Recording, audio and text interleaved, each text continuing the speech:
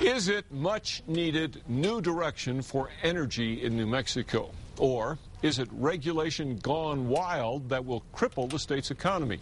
There is sharp disagreement over a proposal that a board appointed by the governor will soon consider. Here's News 13's Michael Herzenberg on special assignment.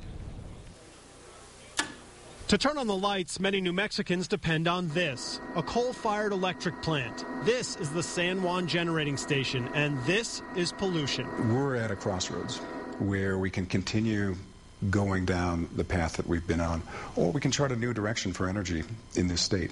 Family practice physician John Fogarty is the president of New Energy Economy, a Santa Fe-based nonprofit petitioning the State Environmental Improvement Board to cap greenhouse gas emissions at 25% below 1990 levels. It's a really important time where Congress is failing to act, and it's incumbent upon states to step up to the plate and address this really critical issue that is going to affect our children and future generations. This is just a devastating regulatory action. Jason Sandell runs Aztec Well Servicing. He drills for natural gas and services the equipment. It's essentially regulations gone wild. He says other environmental regulations cut his workforce in half, leaving most of his rigs idle. People can't afford to ask us to drill for them anymore.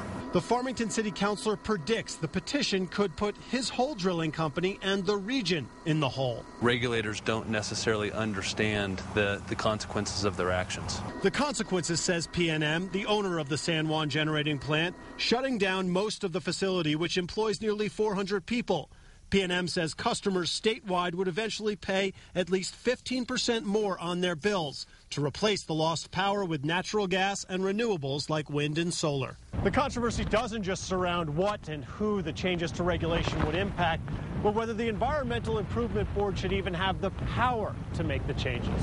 Anytime you have an unelected board appointed by the governor, not accountable to the people, not accountable to the legislature, we're in trouble. State Republican Representative James Strickler of Farmington says the Environmental Board doesn't have the power to regulate greenhouse gases. The legislature created the Environmental Improvement Board. They have the authority to regulate greenhouse gases and to do something about climate change now. Dr. Fogarty believes the change, capping carbon, will help the state economy, unleashing capital investment in alternative energy. Michael Herzenberg, KRQE News 13.